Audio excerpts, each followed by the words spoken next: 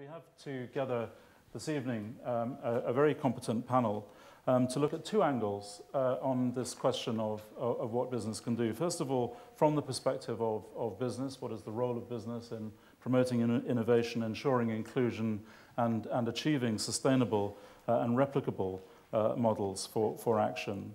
And as IBLF, we believe very strongly in collective action, and I think that the opportunity we have here tonight is to think about what really can be done together, learning from the experience and the perspectives of the people on the panel. So without any more delay, I'd like to begin by asking Peter, and I'll introduce us as we go along. I think you've all got profiles in your packs.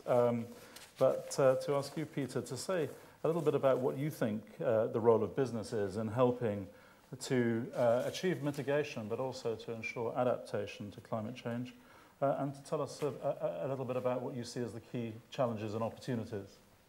Sure.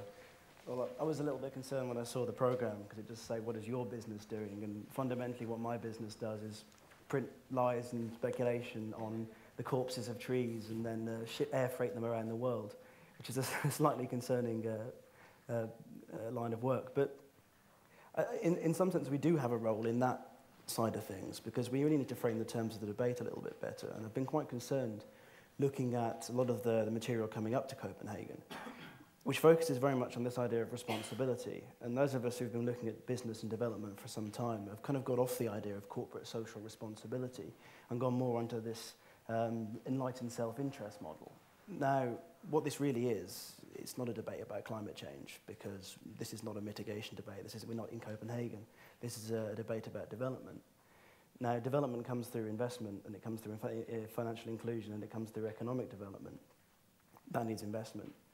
If you start putting the terms, as many of us have been, and we're probably just as guilty as any organisation, in terms of guilt and responsibility, you risk deterring investment. That's a big question we have to look at. Are we using the right terms? Are we framing the debate in the right manner? That's just as a bit of a preamble. Now, in terms of my experiences of business and development and business and in the environment, I get invited to a lot of projects. There's a few NGOs and there's a few development agencies in the audience, and some of you I've met and some of you have offered to show me projects. Often I now say no, because I find them quite a depressing experience. Projects, by and large, are of the small scale at the moment. Can a development agency or an NGO scale them? I'm not entirely convinced. Since we're at the Royal Society, I'm going to have to ask you to indulge me with a bit of a scientific analogy, but the way I like to look at it is bees in flight. Now, it took tens of years for scientists to work out how bees could fly. They kept scaling up the bees, and they'd make a perfect scale model and put it in a wind tunnel, and it would just fall out the sky. And I couldn't work it out. And in the end, they finally discovered that it was simply about the scale. It worked at a tiny, tiny scale. I'm a little bit concerned that some of the projects that we look at are like bees. You start to build them up, and all they'll be is expensive failures, which doesn't serve anyone any good. For a positive note, what we have seen is, particularly in places like Kenya, where you see things like M-Pesa, which have been scaled enormously well regionally from what is basically a local model. There are businesses out there which have been very successful in scaling very local, very small models to have system-wide impact. And I think there's a lot of companies out there which could probably use that knowledge and use that knowledge profitably in this environment. Thank you. Do you think that do you think then that the question of scale is a myth? No, I don't think the question of scale is a myth, but we have a problem where we're focused on numbers, and I guess maybe that's partly because we're in the middle of an economic crisis where some pink newspapers like to put numbers on the cover. But scale doesn't just mean doubling the investment. It can mean replicating the investment. It can mean all sorts of things, but it doesn't just mean scaling in numbers. So you have to be quite careful about scale. I mean, we're going to be asking for a lot of money. So there's a parallel debate going on in development spheres about the investability of projects, and I think it's good to have the two of them side by side. Sure. Jerome, perhaps we could come to you next to talk a little bit about your work in the Shell Foundation, and given your commitments to market-driven solutions, perhaps you could talk a little bit about enlightened self-interest and the myth of scale. Well, it's a very interesting point that Peter made about scale, and I beg to differ a little bit in opinion, probably not surprising. Shell Foundation, first of all, is, and I just want to clarify that we are obviously a corporate foundation. The name says it all, but at the same time, we're linked to Shell, but very independent. It's not a foundation that drills for oil or anything. What we're doing is independently developing programs with strategic partners that actually can deliver scalable and financially sustainable business models, and we do that in the development space around climate and poverty. And one of the first questions everybody asks is, so do you have a climate change program then? And the answer is actually no, we don't, because all our programs are around either poverty or climate change or a combination of both. And just maybe to give an example of successful scale-up, and obviously I'm also happy to talk about failures, but this one I think is worth mentioning. If you look at the need for finance with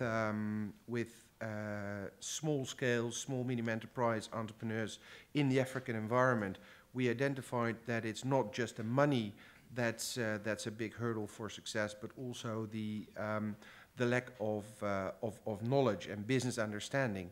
So what we did about 6-7 years ago, we started together with an African partner to create an intermediary called Growfin, which I think we invested roughly $20 million, which is quite a lot of money, to actually build a very powerful fund manager that actually has now $300 million assets under management, basically serving about 1,000 SMEs in 9 countries in Africa, but not just giving finance, but also transposing the knowledge, business development assistance together with it. So it's the more than money element that really makes this business model successful.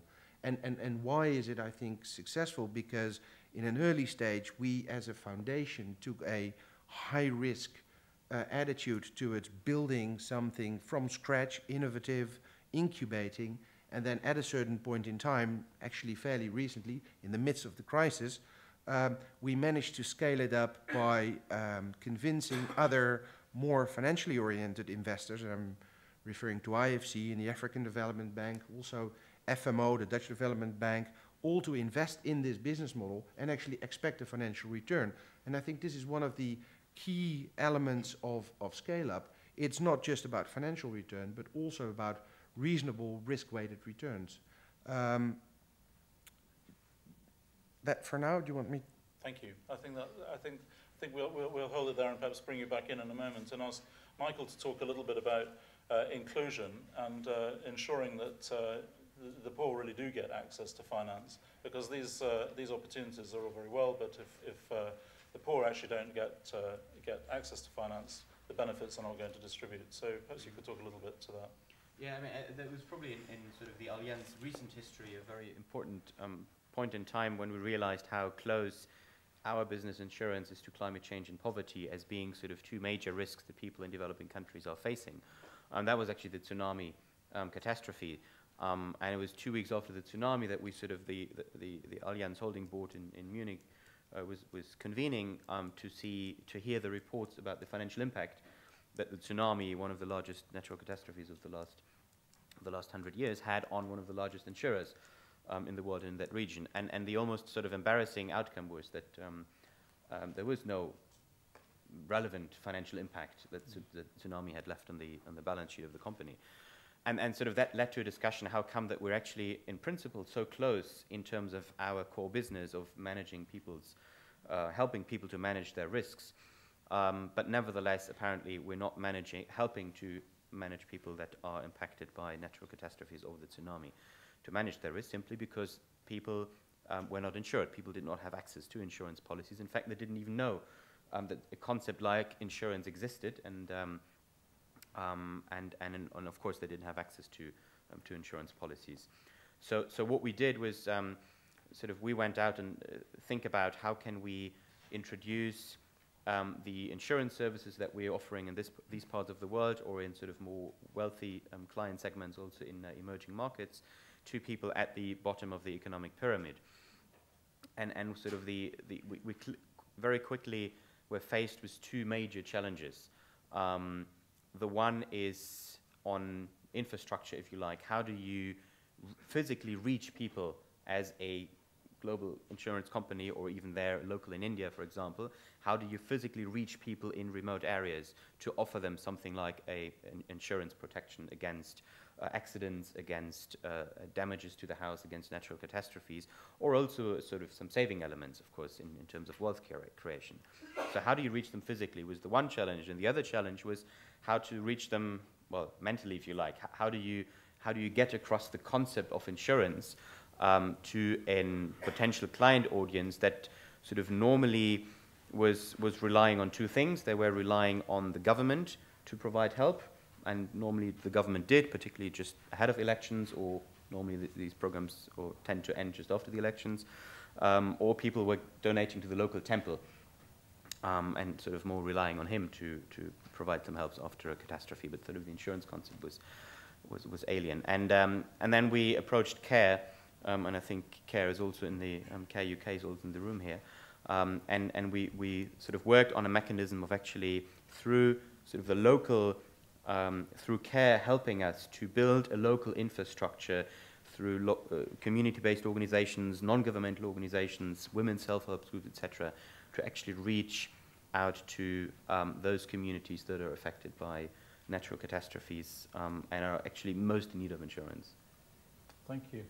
Well, we've heard a bit from two or three of us now about the provision of the supply, if you like, of opportunity.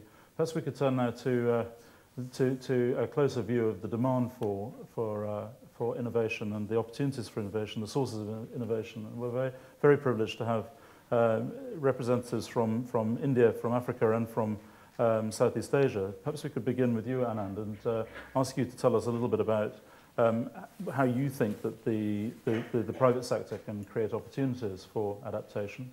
And speaking from practical examples, we'd like to get a sense of the texture of what can be done, really.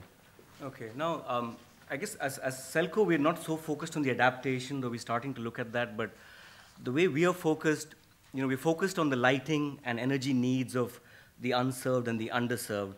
And we think the corporate or the private sector, we are a privately registered company, so we think that's an excellent vehicle for ensuring lots of efficiencies. At the same time, and I don't know about scale, we've installed about, we affected about 500,000 people, 110,000 households over the last 15 years, and we're now looking into other energies. One problem we see with scale, since it's come up, is one, the poor are not a monolithic unit. I mean, there's lots of textures, even within in the state that we work, and especially in the cook stove program. I mean, a single cook stove for the state of Karnataka doesn't work because cooking habits change sometimes if you travel 200 kilometers. And we, if the urban people have the desire, for an 8 GB nano and a 6 GB nano and a 1 GB nano, we believe the poor should also have the same desire fulfilled of customization. So we try a lot. So those are barriers in a sense to scaling up. So we actually think replication is a much better way to go than scaling up, because, if you look at our business and the way we run it, we have PhDs on our team who we talk to suppliers like, battery manufacturers and solar panel suppliers. We also have to understand the ground dynamics, the class system, the caste system, the festivals locally. So, there are certain barriers that's not going to allow us. I don't think we ever see us becoming the Procter & Gamble or the Shell of energy for rural India. We don't think that way, because we're rather happy to see thousands of them spring up. And so we've also started an incubation lab. So we're facing a lot of the issues that have come up in the conversation so far, saying, there are people who write to us saying we want to do something like you. We want to see what kind of methods can we use to replicate. We don't take the classic corporate view to competition. As long as something horrendously unethical is not happening, we are happy to see competition. And which brings me back to the, I think Bruce referred to it, about corporate social responsibility. There's no imprimatur on companies to be socially irresponsible. But unfortunately, the legal structure of the corporation precludes certain things from being done. And I guess this is not the forum for discussing that, but we, Selco, have been lucky in the sense that we have investors who are not necessarily out to maximize shareholder value in the narrow sense of the word. So we have certain privileges that I don't think CEOs of large corporations have. I mean, I think they would get fired if they talked like us, right? I mean, we can sit at a board meeting and say this is not, the right thing to do, because without connecting it to ultimate shareholder value, right? I mean, I don't have to bring in litigation and liability value. I can just say this doesn't seem right. We won't do it, and when we can get away with it. I don't know how we can tackle that. That's going to be a huge barrier before we see large replications. I mean, I think the innovation that the fast-moving consumer good companies have done in terms of small products for rural people are great, but, we have to be careful that you're not pushing them into consumerism either. And, and I see margins in a lot of these goods are not going to be so lucrative. I mean, even insurance. I think there are certain niche products that will allow, Alliance to go back and scale up. But there are certain products where the margins are not going to be that high.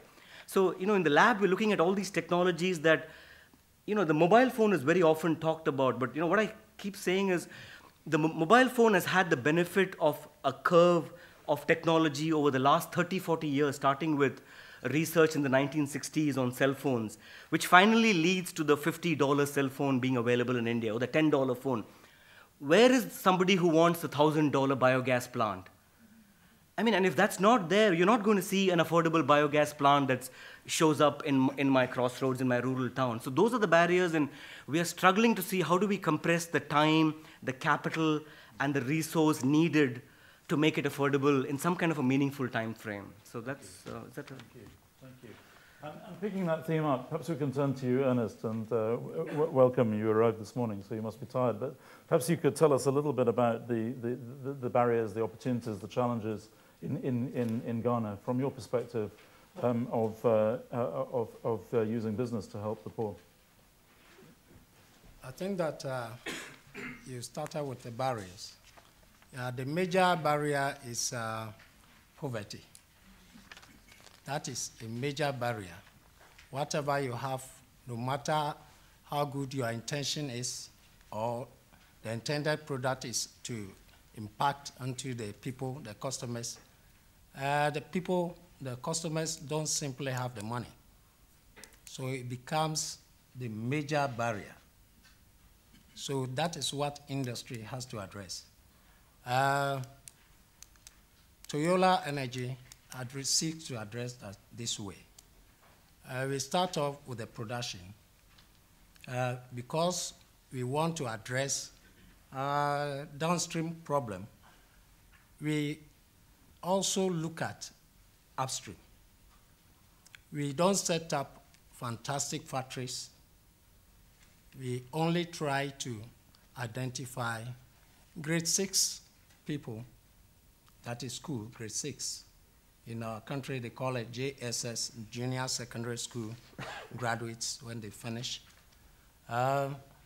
We train them because those people who don't have the opportunity to continue, we train them, we give them allowance during the training, and once they complete the training, they start earning on their own. Then we also give them materials to work with and assure them of market. So whatever they produce, they don't have any worry about sale. Then having done that, we go to the people who go and sell. We also identify people, give them sales training, our model, how we want the thing to go. I'll come to that. And we also equip them or finance them by giving them the product free of charge, means of transport, and then they sell on commission. We don't pay most people salaries. So they sell by commission. And then it comes to the final end user. That is where the problem you asked me about. Yes, we see that this simple product sitting there $6, majority of my countrymen cannot pay upfront for it. So what we do is to give them credit. So we also finance the end user again by making sure that we don't ask people to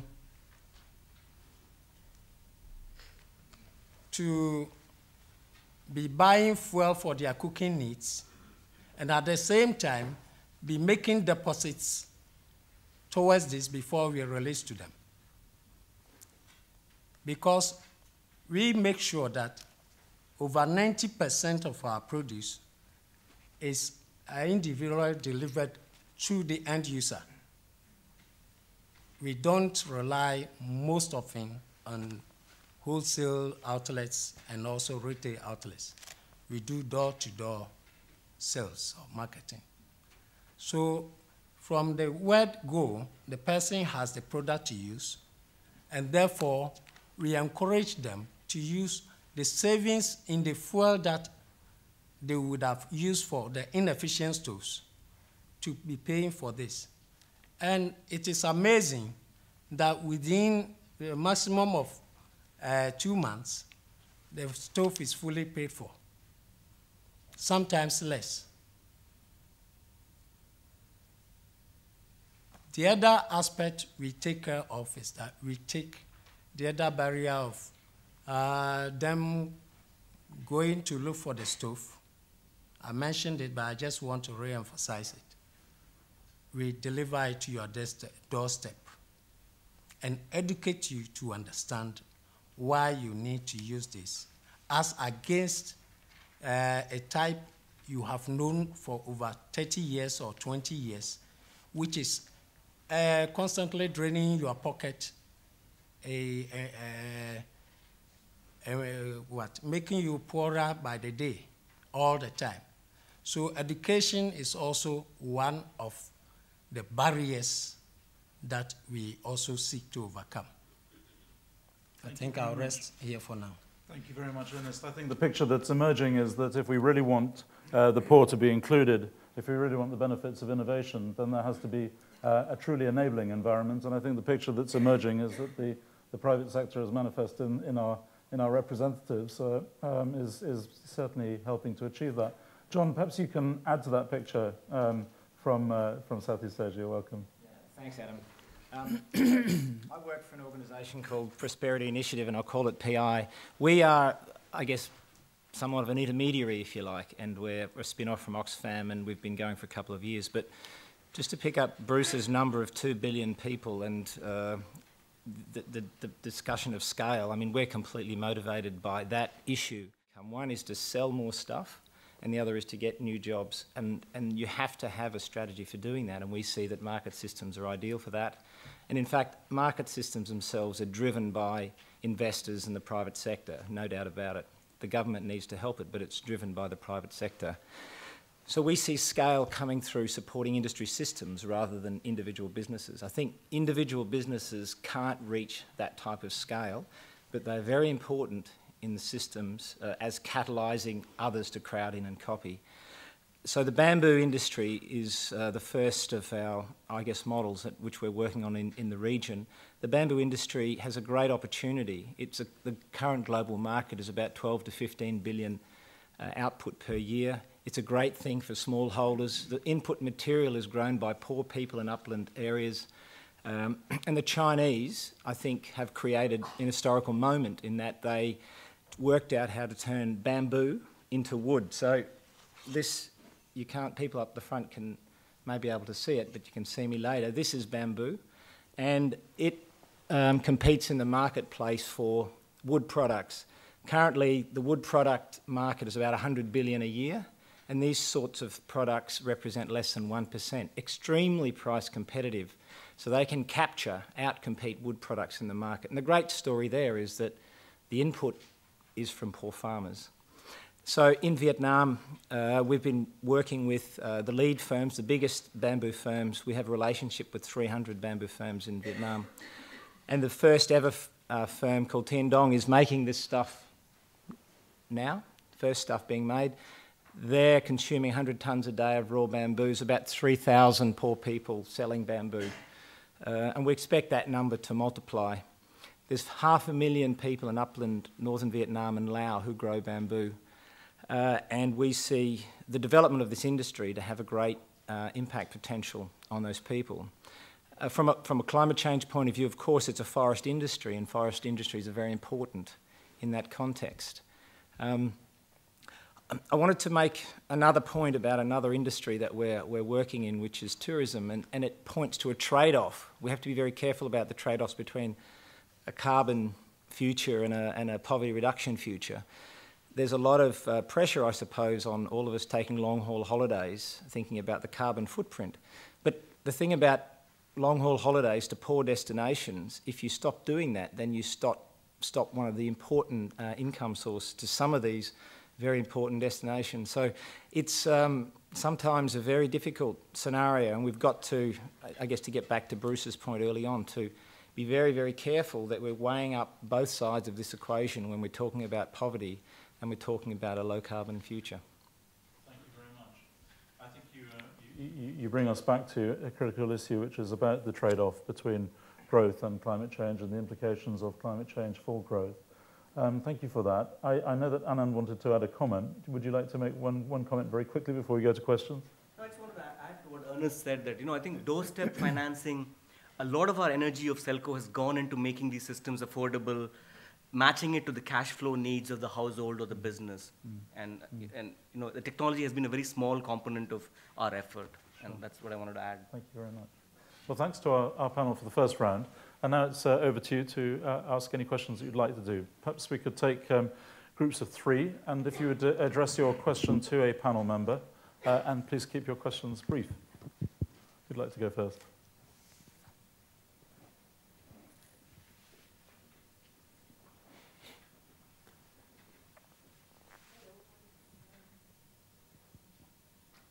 If you could say your name and where you're from and who you'd like your question to go to. I'm Francine Belley, and I'm a change leadership consultant, independent. My question is for our brother who comes from Ghana. What's your name again? I'm not sure if... Ernest Kwesi. Okay, thank you, Ernest. Your story was quite enlightening.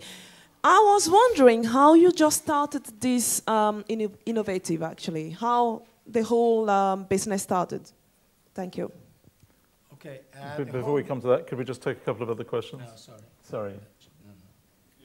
I have a question. Marcello Palazzi, Progress Foundation in the Netherlands. I'm on the board of Ashoka in the Netherlands, and Ashoka has a very interesting model where they, yes, believe in small is beautiful, so they have 2,500 fellows, some of whom are working in, in actual business, not just the social sector, but businesses.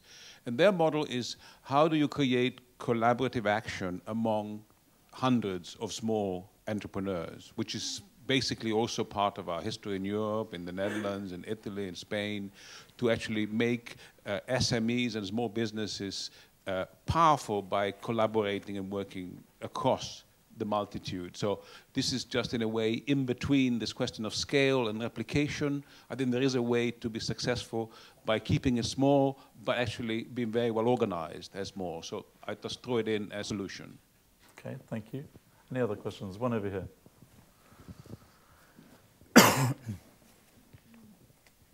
Hello, my name's Sue Lawton. I work in corporate supply chain management. So my question really is, I think, addressed to Shell, but it's a broad statement as well. If you look at multinational corporations who are global, and if you're looking at reducing carbon footprint, therefore you should be encouraging them to buy locally and think globally.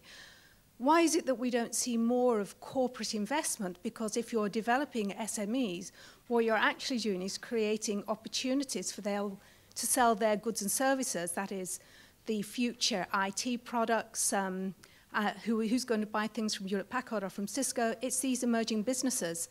So it's interesting that we have an NGO panel, but where are the corporate members here? And let's see them do something perhaps other than foundation stuff. So my question is to Shell, what else could you do to include small businesses into your supply chain rather than just give them good business advice?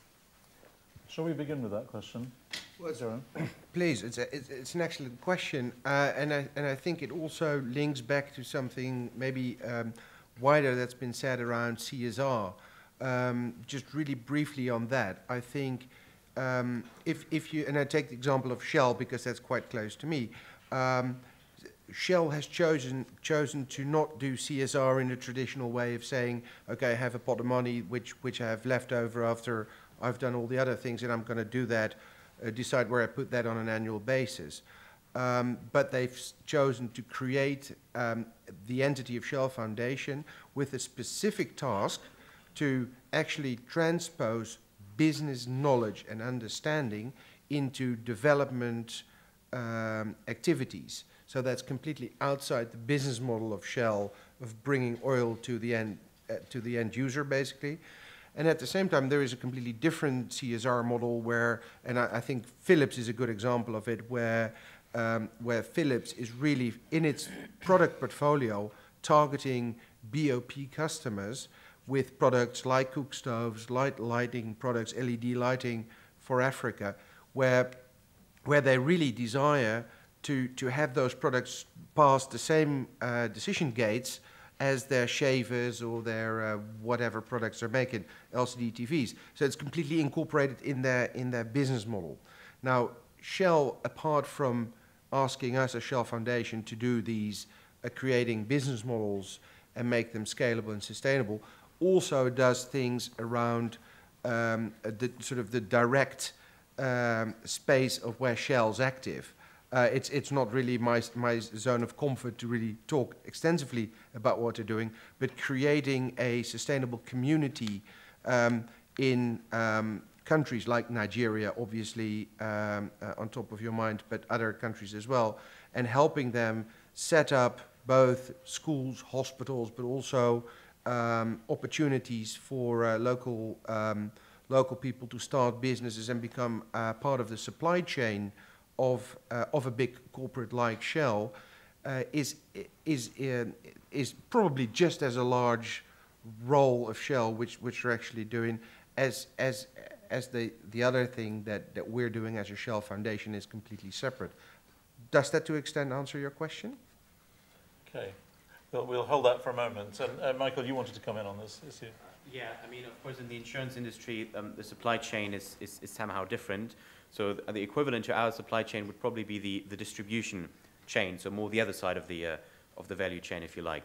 And something that we did in India is to distribute microinsurance through sort of local non-governmental organizations or community-based organizations that are being sort of insurance educated through a team of Care India and Allianz.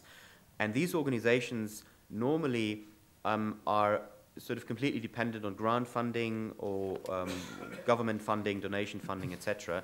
Through microinsurance, microinsurance is their first steady income-generating activity because they receive a commission. They receive a commission of 10 to 15%, which allows them a very steady cash flow, which basically, if you like, turns them into sort of social entrepreneurs, which maybe also links to your question from the gentleman from the board of Ashoka.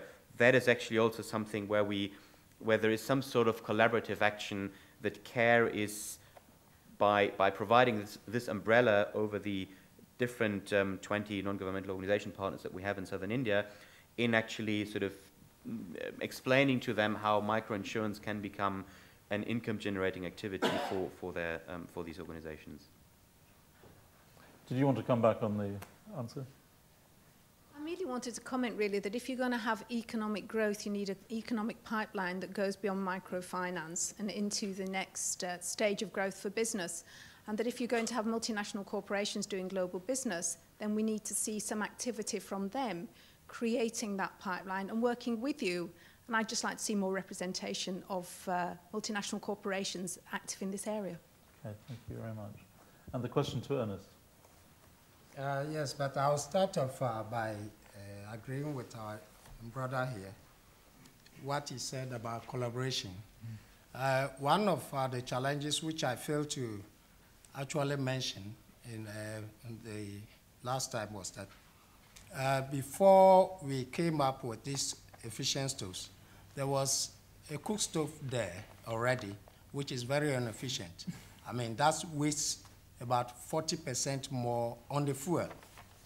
But people are so stuck to it, including the artisans who manufacture them. And so they became our competitors. And it was very, very difficult for them. We were fighting them and fighting the mindset of the consumers.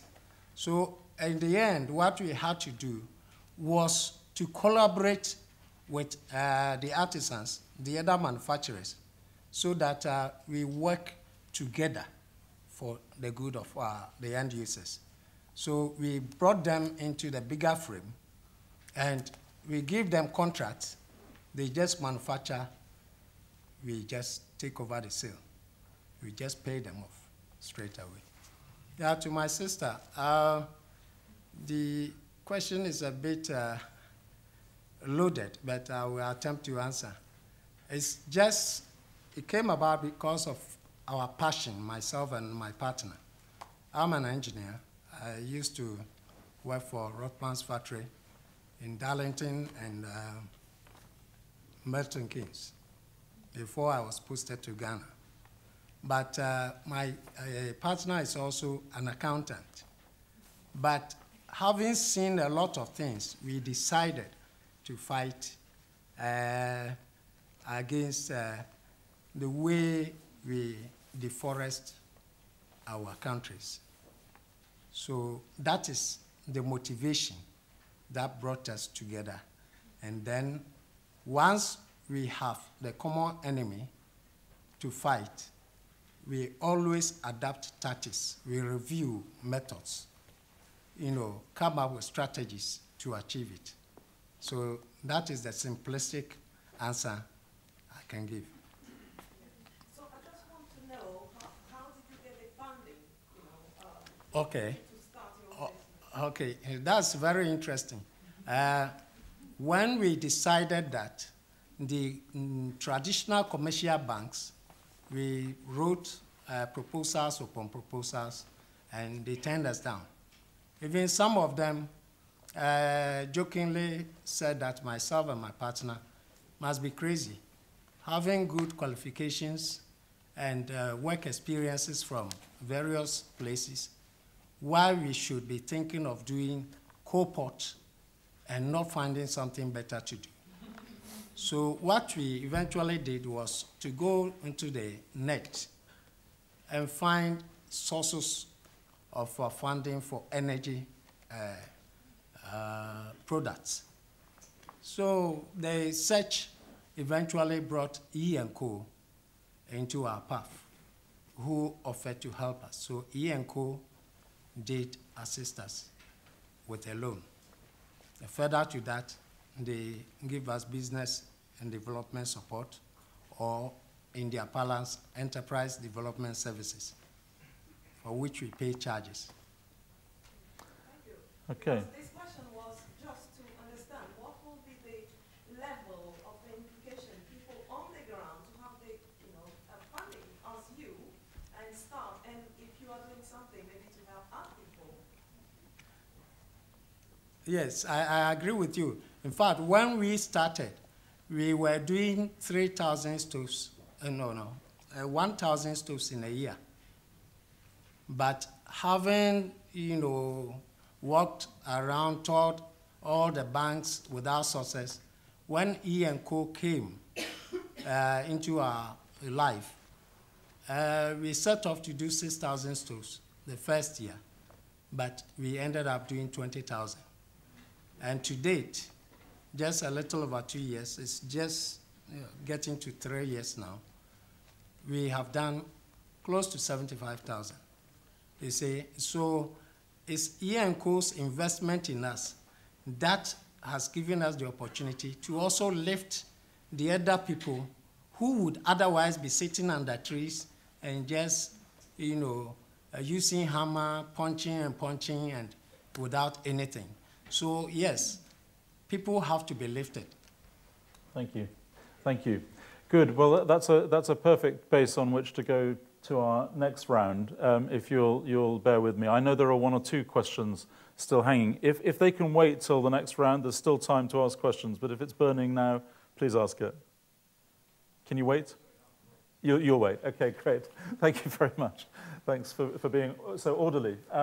We'll move on then to our other perspective now to talk about the role of government and donors in this discussion about what can be done for the poor, what can be done to mitigate and adapt to climate change and managing that balance. And I'd like to begin by asking our colleagues from Asia, from Africa and from Southeast Asia to talk about what you think is the role of government and donors, and perhaps picking up this discussion about access to finance. What can they do in terms of encouraging investment and innovation for and from the poor, and what do you see as the priorities for action? Go first. Anand, will you speak first to that? Yeah, sure. I think the governments, donors, I think they also have to be careful what not to do. I mean, and I think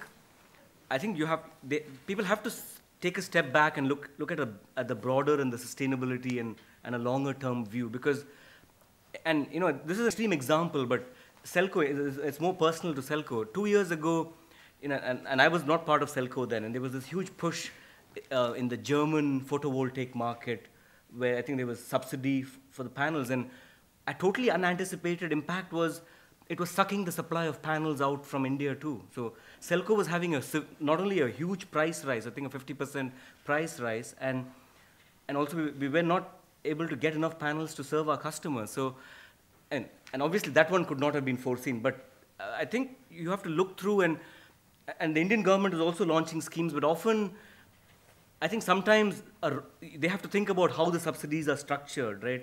So the tax breaks, because there are a few states in which the wrong kind of subsidy can just encourage, the supply of money is going to attract its own nature of beasts who go to chase it. So I think if you don't structure that properly, you can distort the market. So I think subsidies need to be thought through. And coming back to financing, I think Selco always prefers that you look at we try to do the lower cost financing rather than subsidize directly through the capital account or taxes. We see if you can make it more affordable to the customer, but while still retaining the accountability process that a loan gives, right? So instead of a 12% loan, they're getting at 3%. So I think that's the brief comment I would have. Thank you. And John, from in Southeast Asia, what do governments and donors need to do? Well, in some ways, I think if you look at, say, the example of South Korea, what they did was, in a way, pick industrial winners. I know picking winners is a dirty word in some places, but actually certain industries definitely benefit the poor or benefit your sort of target objectives better than others. So having sort of a policy agenda which is driven by evidence, measuring, you know, the certain likely outcomes of an industry if it develops in a certain way, if there's a market opportunity for it to develop, if that country has the competitive edge to develop it, is a very important thing. So, you know, so policies around developing those industries which target the poor, driven by an evidence base, is very important. I think, and very specifically with bamboo, one of the things that we'd like to see, recently the World Bamboo Congress in September, we all signed a letter to the UNFCCC asking for them to include bamboo within the programs, because at the moment there's no reference to bamboo within the current climate change CDM mechanisms and protocols, and it's a very specific thing which would have a great benefit. We recently did a study of the industry potential for CDM mechanisms in Vietnam, and there are potentials there, but you know, having those sorts of regulatory frameworks that support progressive action is very good. I think generally, my final point would be about the enabling environment.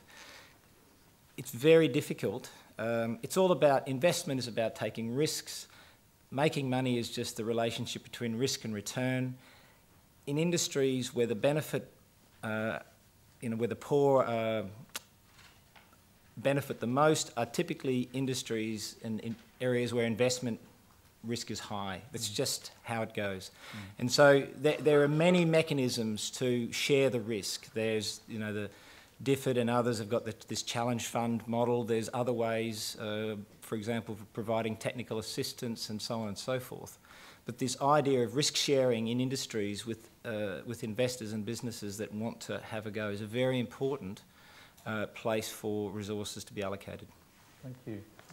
Ernest, perhaps you'd like to elaborate on some of the barriers that you think that government and donors can help to reduce, to change. Yeah, I think that in some of the cases, governments must put in place regulatory policies so that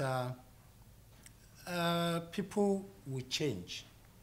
I would accept that there is the need to work towards reduction of the climate change, reduction of carbon emissions and destruction of the environment. While there's vacuum, I mean, anybody does what he or she likes. What I would want the government to do normally is, like my brother said, subsidies don't help. For instance, in my country, we are involved in solar as well. World Bank is assisting the government to subsidize small home systems and lanterns with 60%.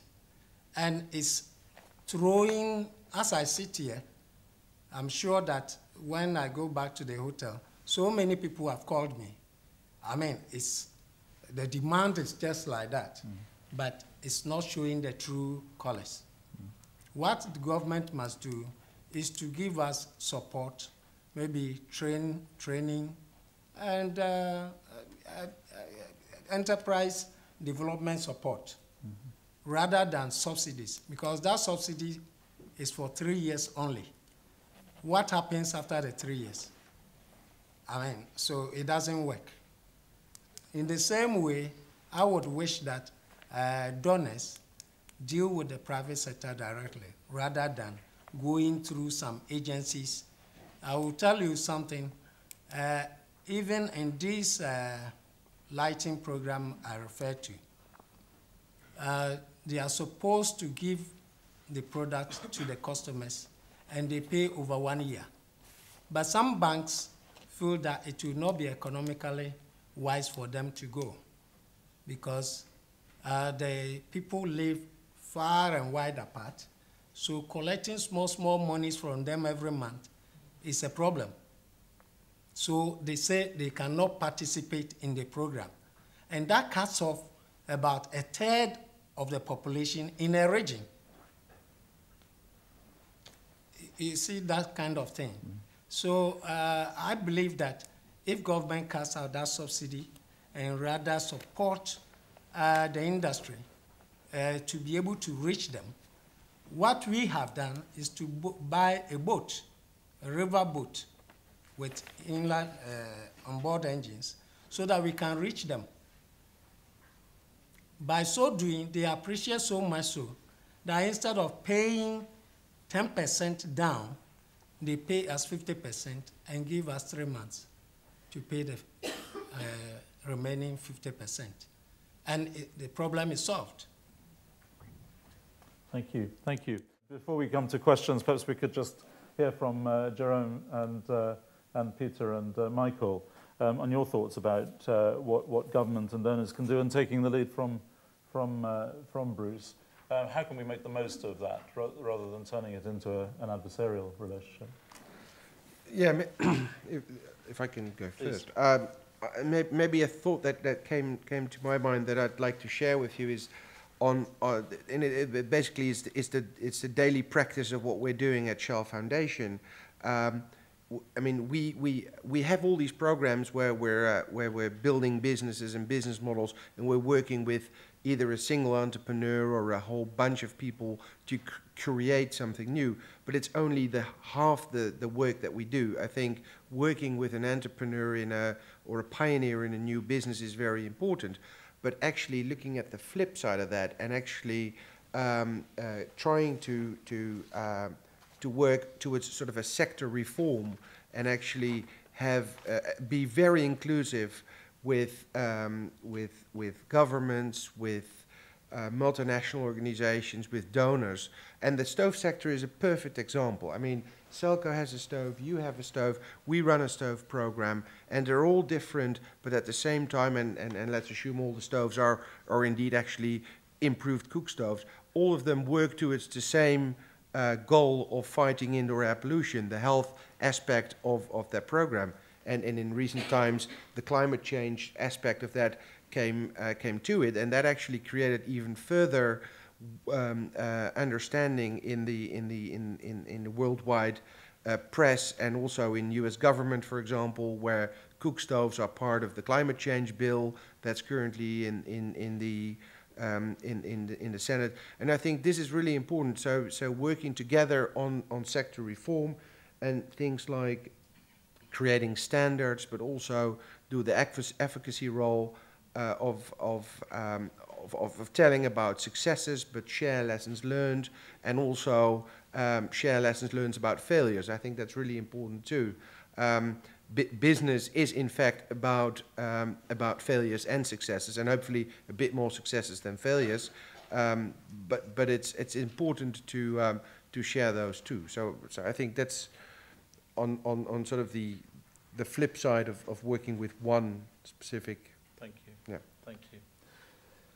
Michael, perhaps you'd like to. Yeah, maybe 1.2 towards governments and 1.2 towards donors. Sort of for governments, of course, we expect to set the rule of the game, which is relevant, for example, when it comes to investments into. I mean, Allianz is a large investor as well. If we look into investing in sort of CDM types or similar mechanisms, of course, we need to have a clear framework, alluding to sort of a post-Kyoto framework.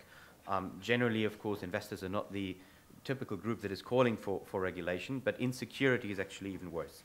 So that's one point on the macro level on investments. On the micro level, it's equally relevant. I think we should not forget that the current financial crisis had also part of its origins in kind of, you might call it mis-selling cases of home loans in the US. Now, of course, that goes very closely to sort of the whole microfinance world and microinsurance, the like.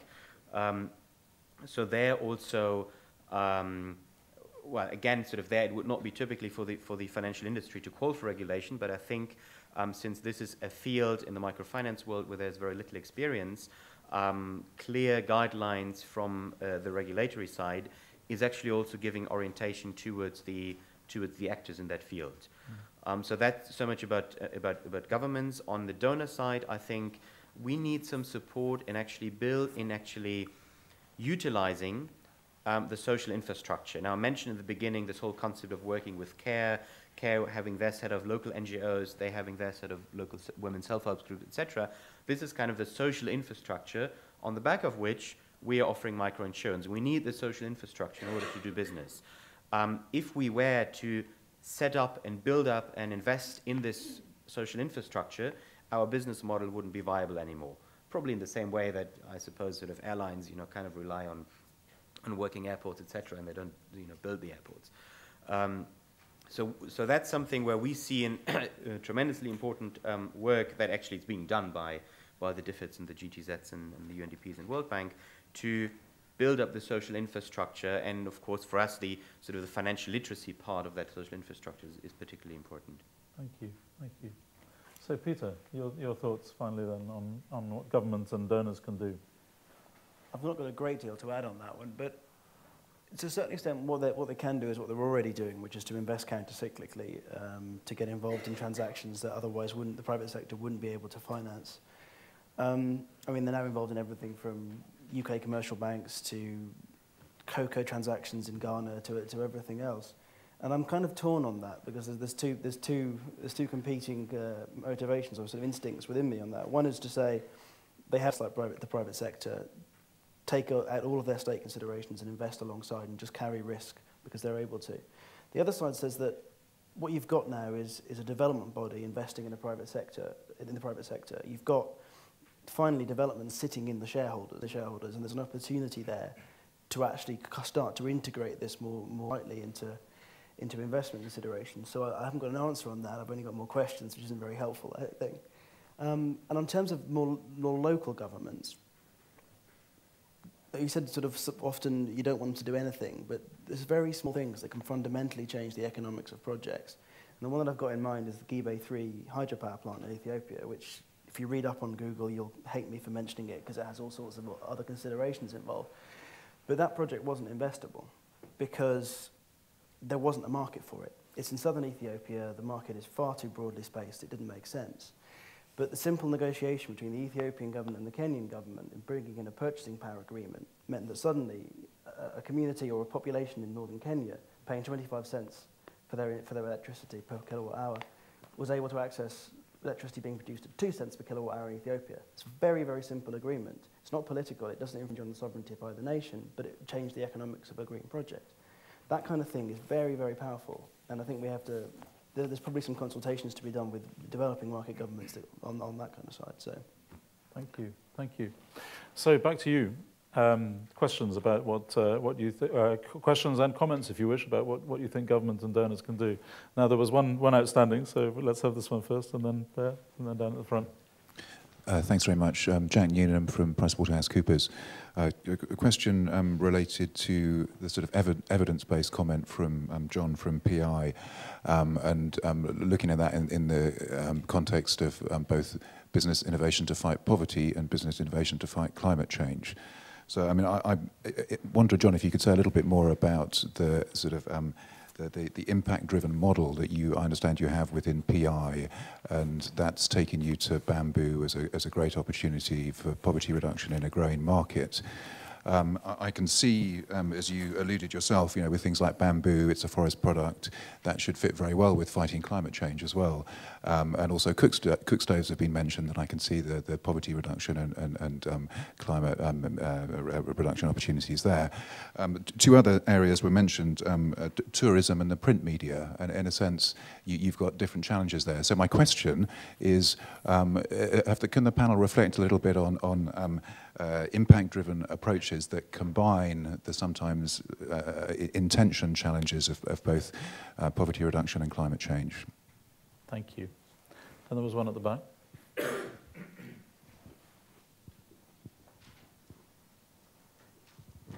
Hi, I'm Catherine Pulvermacher from African Rainbow Consulting. This is a bit of a contentious issue, but I wondered what the panel think about the extent to which NGOs and also, or more particularly donor agencies, crowd out private sector initiatives. So small and medium-sized businesses who are looking to connect with each other and help each other in a sustainable way because it is actually profit-driven. If my question is not clear, by all means come back. But basically, there's a lot of brilliant work that is done by the donor agencies who are funded by our tax dollars, right? And so the question is to what extent they actually, some of the work that they do actually crowds out the opportunity for smaller companies to either get going or continue going, whether that's in the developing world or whether it's in the advanced economies who are focusing on building businesses and helping businesses develop in the developing world. Okay, thank you. And one down here. I'm Tom Mintz, I work for Edexcel as an international education company. My question is in relation to education, because with an issue like climate change, surely when you talk about the issues of green jobs, you talk about the issues of understanding the science, you talk about the issues of finding ways to collaborate with business, with governments, to promote the solutions to climate change, the issues of the way in which you can deal with disasters. And surely the thing that's actually central to all this is the involvement of education, is providing the skills that people need to develop their own solutions. Sorry, did you catch much of that? Maybe you'd like to just say your question once. Education and skills to promote climate change is what I've got. Yeah, so we're talking about the overall impact of education, you know, both in terms of specific skills training that meet specific objectives for reducing emissions, for creating green jobs, needs certain types of expertise, but also raising awareness in schools and colleges, so people who are undergoing mainstream education can be aware of the issues that in the future they're going to have to solve. They're going to have to contribute to that solution. Thank you. Thank you. So, okay, so who will take Jack's question first about impact-driven approaches? John? Yeah, I mean, I think from a donor perspective, I understand very much about the idea that results are very important. You have to justify why money is spent, what it's spent on, and this is what drives this evidence-based model. I think, just to give an example, talking about the bamboo industry, we know if the price moves to $50 a tonne, that will lift about 60,000 people out of poverty in the bamboo growing area, you know, in terms of international poverty lines. And we know that because we've random sample of all the households in the region. We understand all the metrics associated with bamboo land holdings and households. And that's one thing. And then the other thing is the strategy to make the price change, which is about getting these lead firms to innovate with these products I was telling you about. They then compete. It lifts up the price, and this is reflected in what happened in China. So there's very strong evidence base to say these are the sorts of things that can happen, and these are the steps and the things you need to do. The step further we also take is we work out how much we think that will cost us. So if you like a business model approach, how much it would cost in development money to achieve that specific poverty reduction outcome. And what we're getting to, what we aim to get to, is to have a business case approach to development.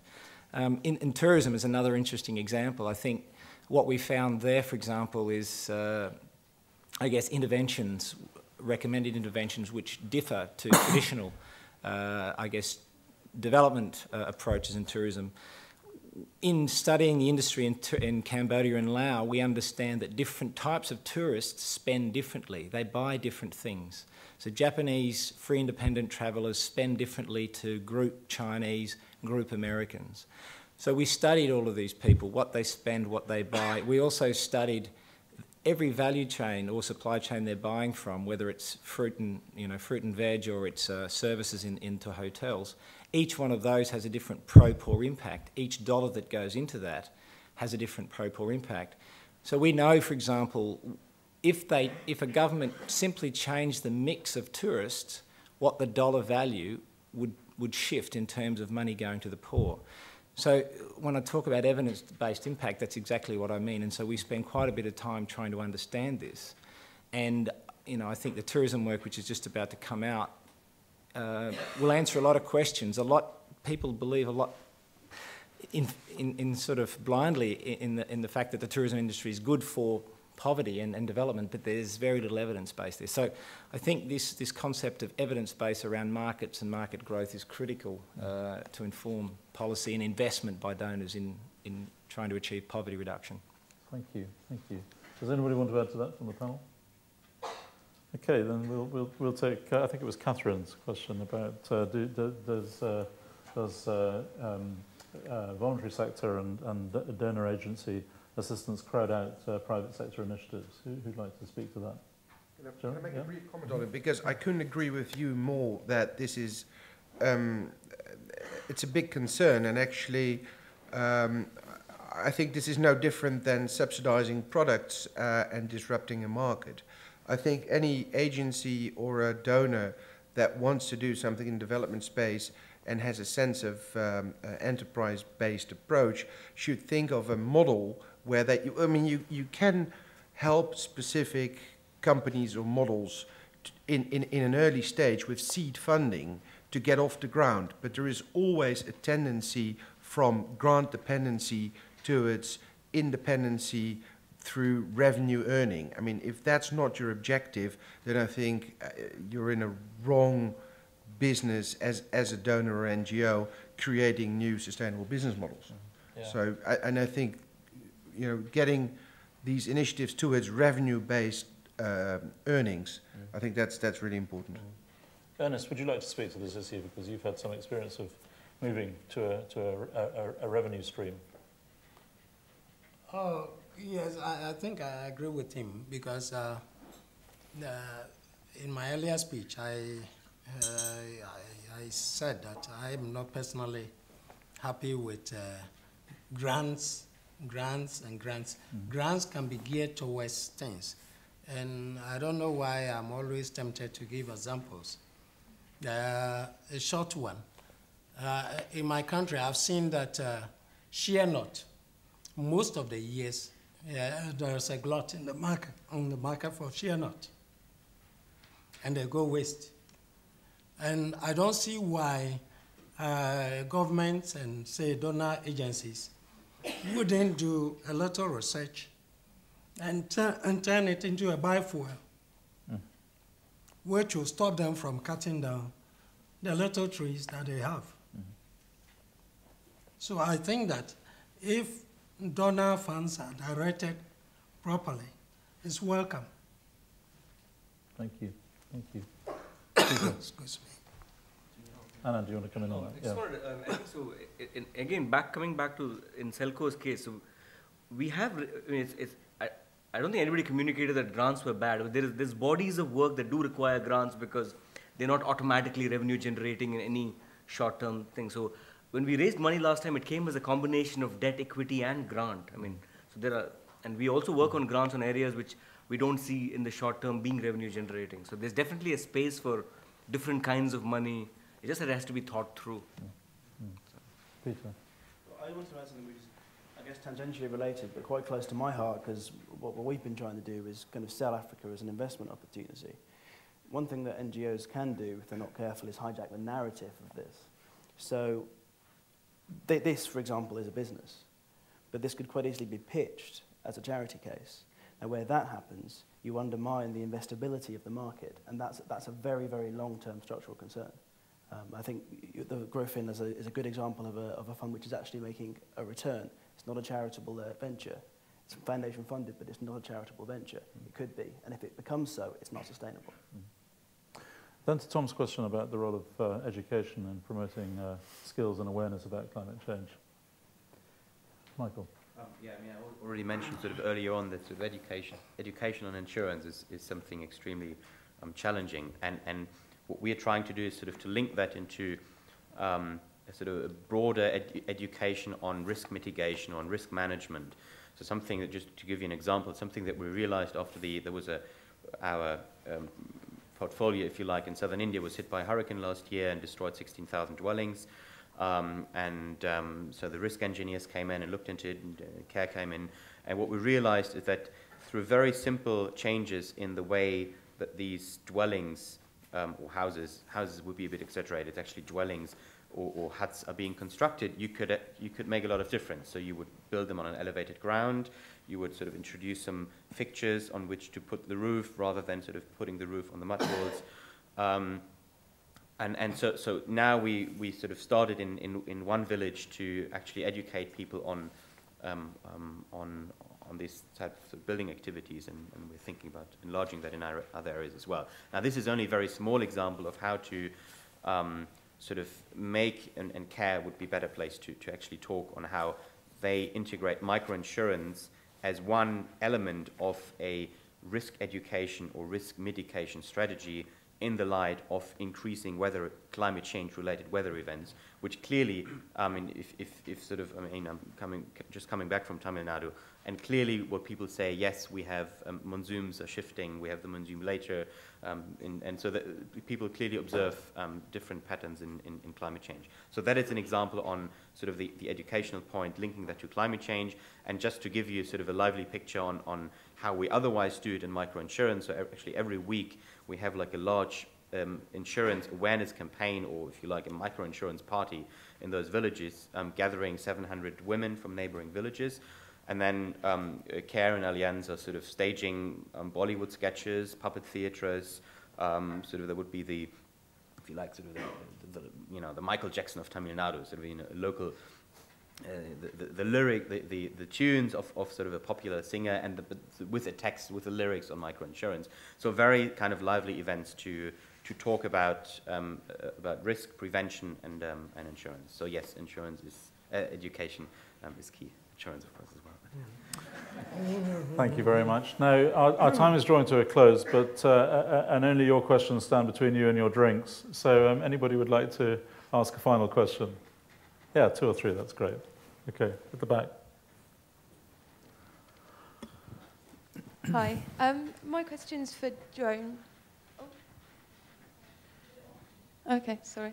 I'm from Fair Pensions, and I just wanted to go back to the point you made about, you know, industry reform. And I know you've obviously said that you and Shell are quite separate businesses, but obviously I just wondered whether you had an opinion on the sort of stuff, the work that they're doing with tar sands at the moment, and whether or not that's part tar sands.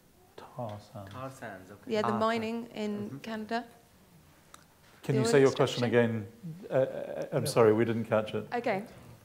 I just wondered whether, you know, going back to your point on industry reform, whether you, as the Shell Foundation, work with Shell as the company to look at the sustainability of, you know, certain of their activities, things like the tar sands extraction in Canada, and whether that's something you guys work with. Sorry. We've got the question. We've got it now. You've got it. One behind you. Matthew Lynch from Engineers Against Poverty. Just looking at public policy and innovation, one of the features of innovation is that it's a socially desirable product, but it tends to be undersupplied by private actors in the market because it has the characteristics of a public good. And that's the general public policy argument for public intervention, government intervention in innovation, for supporting innovation. And I was wondering if the panel thought that those arguments also apply when you're talking about inclusive markets. Okay, thank you. And then there was, okay, one down the front. Thank you. My name's Pamela McLean from Datamac, which is basically like a dating agency but for knowledge, particularly between the UK and Nigeria.